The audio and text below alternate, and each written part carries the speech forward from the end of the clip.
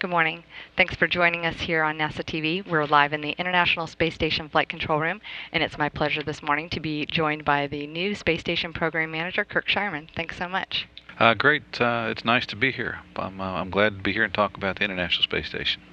Yeah, which you're very familiar with. For 7 years, you served as the Deputy Program Manager, and then you went on to take the role as the Deputy Center Director here at Johnson Space Center. And as of just a few weeks ago, 3 weeks ago, I think you said, you are now serving as the Program Manager for the International Space Station program. Can you tell us what it's like to be working back at the program level? Well, it's funny. In one sense, it's like coming home. I spent 20 years of my life working on the International Space Station before I left, and so the people that work here, my family, my friends, and so I leave for 2 years, and of course I see people, but not on the same daily basis. So coming back was kind of like coming back home. But it's also somewhat like picking up a novel and opening up in the middle and starting to read the story, because a lot of things have happened.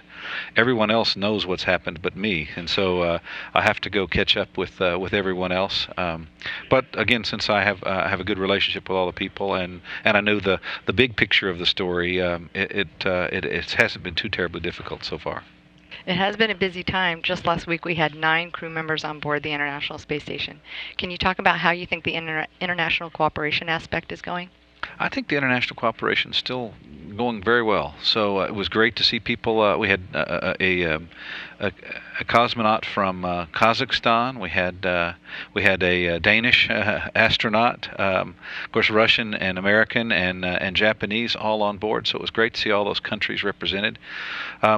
Here on the ground, of course, we've had it's not only the partner members of the ISS that are involved. We've had 83 different countries represented doing research on board the International Station. 83 across the world. That's quite a bit, and doing thousands of investigations. So it has been a great international endeavor, and I expect it to continue that way for years to come.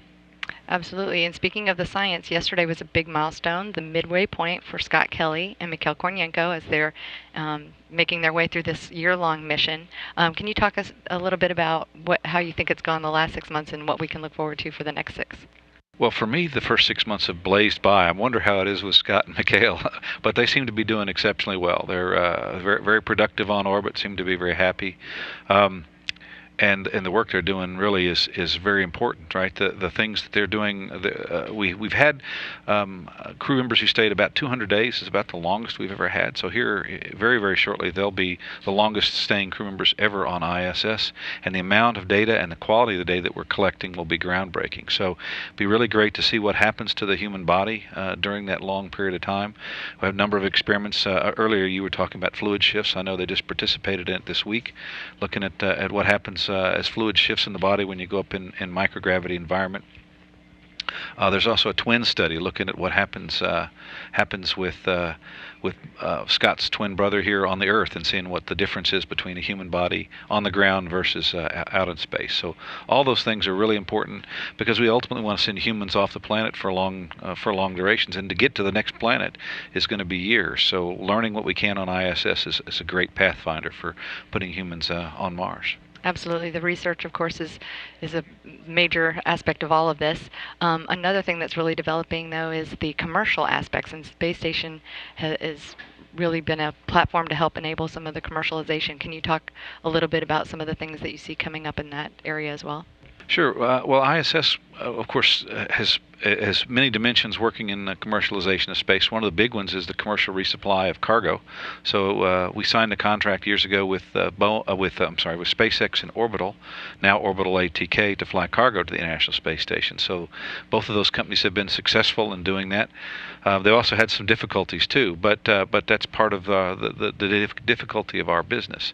So that's an aspect. We're actually in the midst of the second cargo resupply contract, and here very, very shortly, in the next month and a half, we'll be announcing a new contract for additional cargo flights through the life of Space Station. So we're looking forward to that.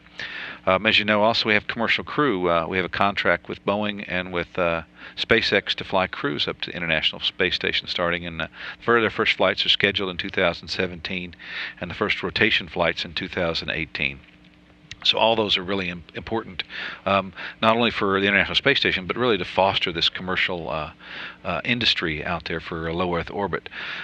We're also doing quite a few things in terms of research and commercial inside the space station. So there's the Center for Advancement of Science in Space, or CASES, which is responsible of managing the national lab aspect of the International Space Station, and they're working with a number of private companies to do experiments, and not only for the knowledge that they're gained, but also for commercial gain. So I think we really are trying to foster a commercial industry in low Earth orbit, and making quite good progress. Absolutely. And I know we've covered a lot, but what are you looking most forward to as you embark on this new position? Is there anything in particular that's... You know, the thing is, we've been doing research on board International Space Station for years, and what I'm looking forward to is really seeing the fruition of that. So we've had great experience. We learned quite a few things, both for NASA's purposes, but for, let's say, for humankind as a species. And I'm looking forward to continuing that, actually growing that, and really seeing the results of that. There's been a number of things that we've already done that have had significant benefits here on the ground. One of the ones that just came out recently, there was an experiment done in Expedition 5, and it basically was looking at how to purify the air. That led to a commercial product that's actually used here on the Earth in a number of places, daycares and schools and hospitals. It's also used in the wine industry to help mold from growing down in their wine cellars. So seeing something like that go from an experiment on board ISS to being something that people can use all over the planet is really amazing. We have a number of experiments that are going on in fundamental science. We have the alpha magnetic spectrometer, and now CREAM, which are looking at particles of energies that are orders of magnitude greater than can be seen here on Earth, and we're actually watching them and learning about them, learning about the origin of our universe, and what comes out of that will be really amazing. So all these things I'm looking forward to not only growing the opportunities for research on board the ISS, but really seeing how it affects our lives here on the planet. Right, and we just want to remind our viewers that you can see a lot of those case studies, if you will, of these success stories of ways that the space station has benefited life on Earth on our website at www.nasa.gov/station. So with that, thank you again so much for your time. Congratulations on the new position, and we look forward to hearing from you more. Awesome. Thanks very much. Again, that's Kirk Shireman, the new International Space Station Program Manager. This is Mission Control Houston.